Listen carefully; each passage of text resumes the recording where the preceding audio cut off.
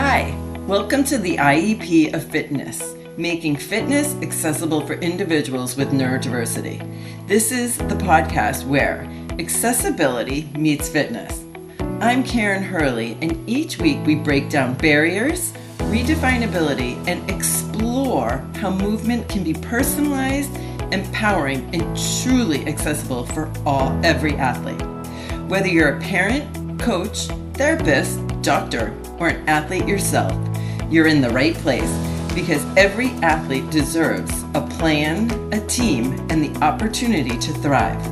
So, no matter your vision, fitness can help get you there. Let's get started.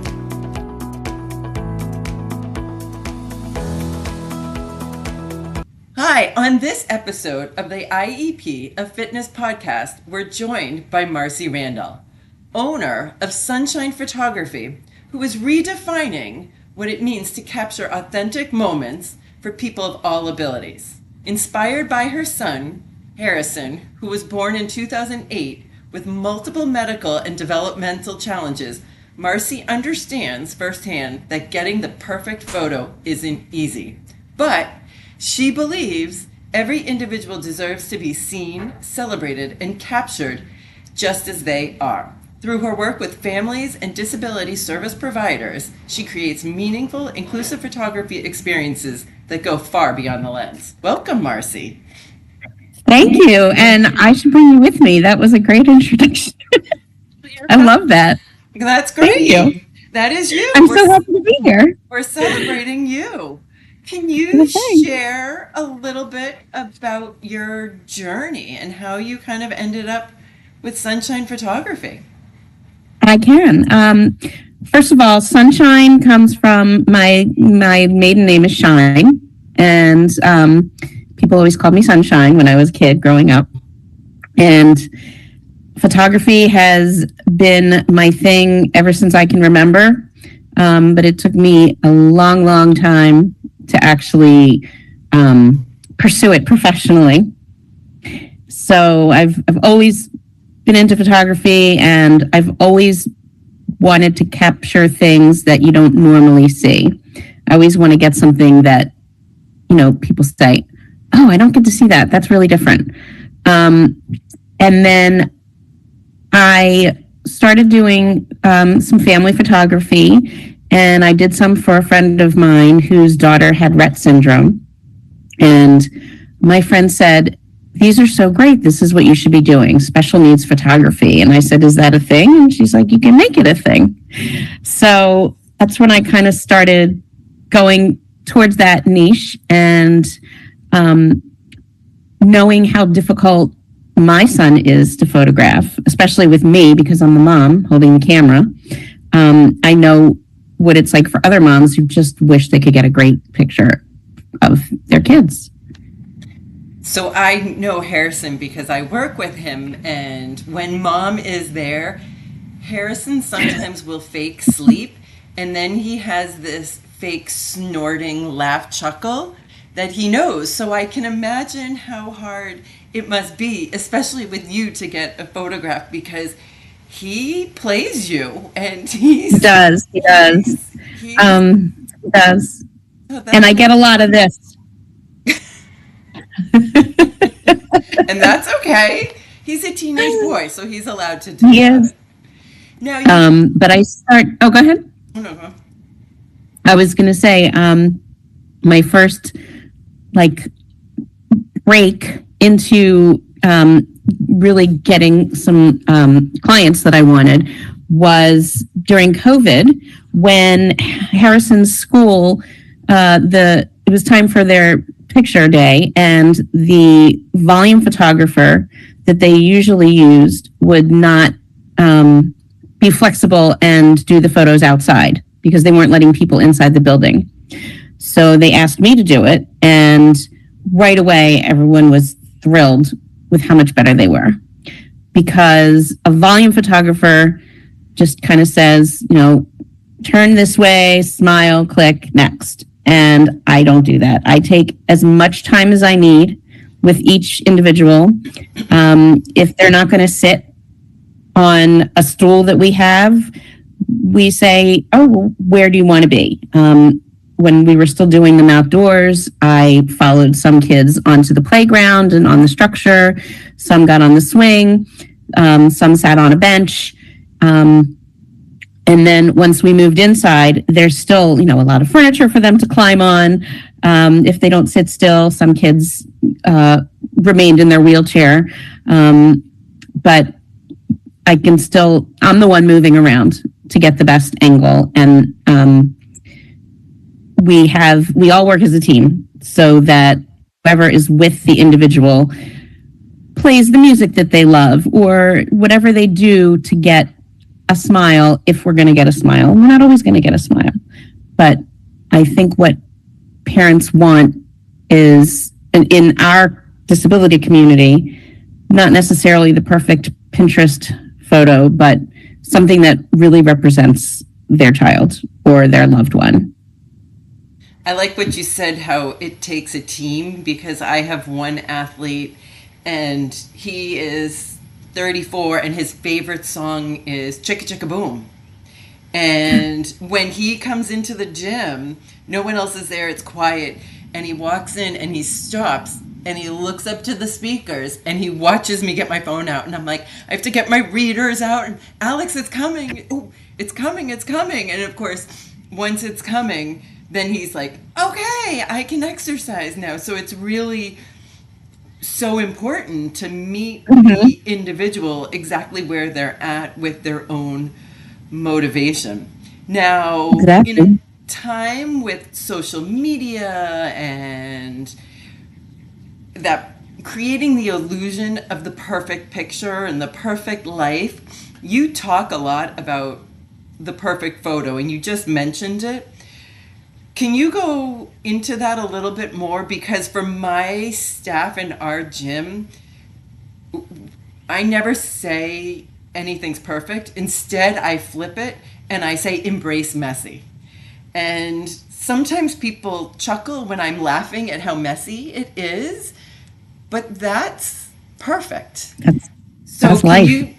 Can you talk a little bit about that in your work, and then maybe a little bit in your family, if you feel comfortable sharing that too? Yeah, I actually have a great example. The first time I did school photos at Harrison School, I got this gorgeous smile. Of course, someone else he was smiling at someone else, not at me. But there's this like big thing of drool just right there hanging. And I'm like, I'm not going to Photoshop that out because that's him. And I still love it because that's him. He's a drooler, and it's such a cute picture. And it represents him on the inside and on the outside. People, the best compliment I can get is when a parent says, you can really see the personality in this image. It's real. This is her. This is him. This is so him. This is so her. This is what they always look like, and that's what I want. Because I want memories of every day, not memories of something doesn't look like them every other day. What is one of your most challenging photography sessions? I think the most challenging is when there's a child similar to my son who requires a wheelchair or requires support, but also doesn't have great head control. So I really want to get their face. They don't have to be smiling. They don't have to be looking at me. But if, I want, a lot of times I'll have to like lay down on the ground and shoot them from underneath. And I'm just trying to get their face. And then it's like, you got to hope for a good expression and hope it's not a terrible angle. That's probably the most challenging one, is the kids who, or I do adults too. So the individuals who require the most physical support. And we always make it work. And that's where, positioning and posing come in. What is one of your most favorable photography sessions? What's made one most memorable? Oh gosh. Or a couple? Well, I love going to an adult program and doing photo day for the people that they serve, because kids get photos every year when they're in school, and once we're adults, we don't do that anymore, and we don't have a lot of photos of ourselves. And people who are disabled often have even less because they might not be getting professional headshots. So to go into a program and have their adult clients come in one at a time, all dressed up, and they've had their hair done, and they've had like makeup, and they're like, we put the music on, and they're so excited, and they're dancing, and they're posing, and they're voguing, and they have so much fun, and that's the best part about it, is watching how much they're enjoying it. I even had one woman who, she did not want to have her photo done because she didn't want to smile. I said, is it because you're missing a tooth? And she said, yeah. I said, what if I tell you I can fix that in the photo? And she's like, really? And I said, yeah. And I photoshopped, I fixed it in post editing, and she was thrilled. She was so happy. So that was kind of cool. And that's about connection, even more so than photography, because you're getting to know what's important to her, what makes her feel good, and how she wants to portray herself. And you heard her, and that's beautiful. From some of our fitness classes, and I can think of especially our powerlifting program, sometimes some of the best moments are not when we're doing the deadlift, the bench press, or the squat. It's when two of the athletes, they're so proud of themselves, and they're pulling their shirts up, and they're flexing their muscles, and the smiles, and after they did something, the high fives. Those are the rewarding moments. So I can understand how you really connected with that woman. And that's such a memorable experience for you. Yeah. And drives... it came to me right away when you asked. That was the first thing I thought of. There was another time I was at a program with adults, and there's one guy came in, it was his turn, and he was nonverbal and has autism, and I don't want to say anxious, but he wasn't, it was hard for him to sit still, and he came in with like a bin of shredded paper, and he likes to just do this. So then he sat down on the stool, and they took it away, and he was like terrified, and he wouldn't move. And I was like, give him the paper back, because once he got his hands back in there, he relaxed, and he has this big smile on his face. And I'm like, it's okay for them to have a prop. If they have like a security thing, whether it's, a bundle of ripped paper that they want to put their hands in, or like a favorite animal or something, stuffed animal or object that they want to hold. Because a lot of times the staff and even parents, because their first inclination is, this is a photo and it needs to be formal. And I'm like, it doesn't. I said, that doesn't represent who they are. I said, you want people to see them in all their glory. And whatever makes them happiest is what's going to make them comfortable. And that's where we're going to get a beautiful image. And that goes back to embrace messy and not the perfect photo. Exactly. Because we have similar experiences and it sounds similar, that individuals come into the fitness clinic and they're dysregulated. And you can't do anything if you're dysregulated. So in order to regulate, sometimes it's deep breathing. Sometimes it's giving someone squish on shoulders. Sometimes it's holding a prop, like you're saying, or... we have a couple athletes that have to do 2 laps around the gym before they start working out. And so whatever it is, if you can embrace what they need to regulate and continue that way, it enables them to be successful.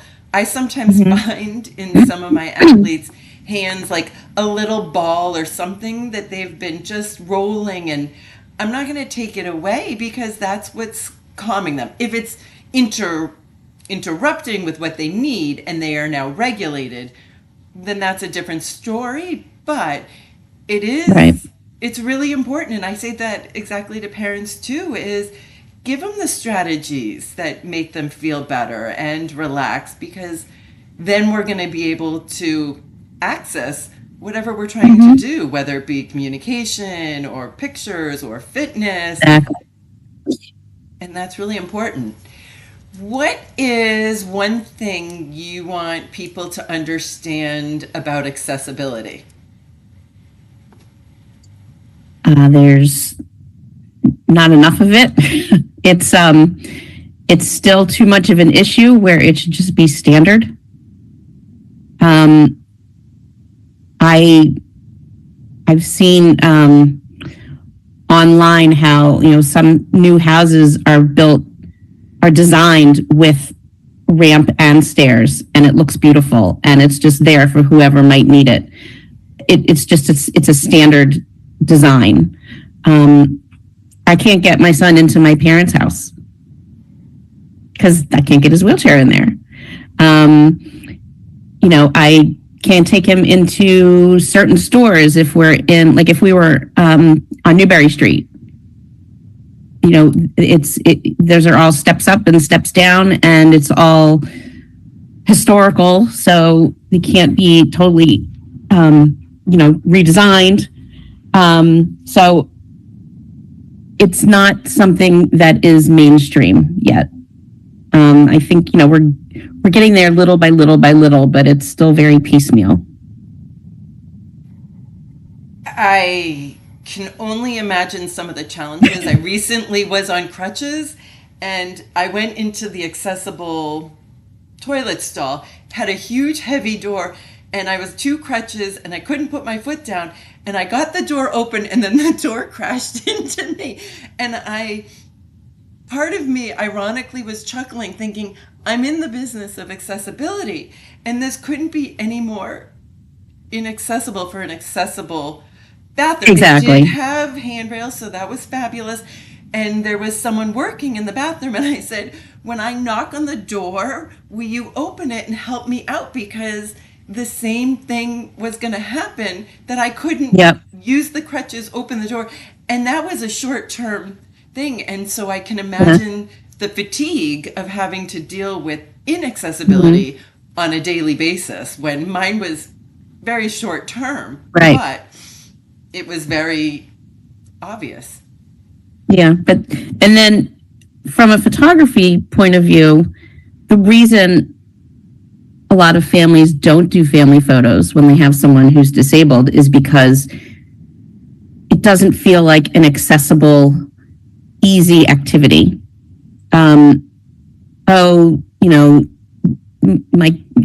We can't work around this photographer. They don't know how to work around us. My kid is only good for like these certain chunks of hours.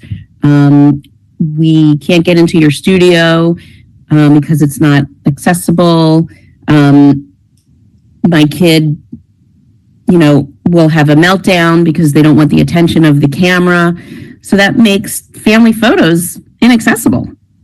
So when I have a new family that I'm going to work with, the first thing we do is we have like a long conversation so I can get to know the family and what their needs are. And then we plan together, what can we do to make this the best experience for your child and for your family, and to make sure we get the best photos possible. So, we talk about what is going to help them be regulated, what is going to help them be happy and comfortable and, cooperative, if that's all it's going to be. That's like a big piece of my business, is the prep before. Interesting you say that, because similar with our business, our onboarding process is very inefficient with the time-wise. However, it is a system that must be very extensive because it requires so many steps to understand how an individual can be successful. And sometimes that transition into a successful environment can take a couple sessions as well. That sometimes just getting in the front door is a win, and we didn't even do fitness. And then the next time we could get in the door, and, so it's a work in progress. Now, my last question for you is, what's one thing you hope everyone listening to this podcast carries away with them the next time they see a child or an adult who experiences the world differently? That child or adult deserves to have everything and have access to everything that you do. They deserve to have all the same experiences in life. And if we have to tailor those experiences to meet that person's needs, then that's what we do. I love it. Well, thank you for your time today. I appreciate it. Thank you so much for having me. Thanks for tuning in to the IEP of Fitness. If this episode resonated with you, don't let it stop here. Share it with someone who believes fitness should be accessible to everyone. Subscribe, leave a review, and join us as we keep redefining what's possible. One athlete, one plan, one connection at a time. Follow us on social media, Facebook at Able Fitness, Instagram Able Fitness for All, or visit www.ablfitness.org to learn more about the mission. Until next time, keep showing up, keep moving, and remember, fitness is more than exercise. It's a path to connection, confidence, and limitless power.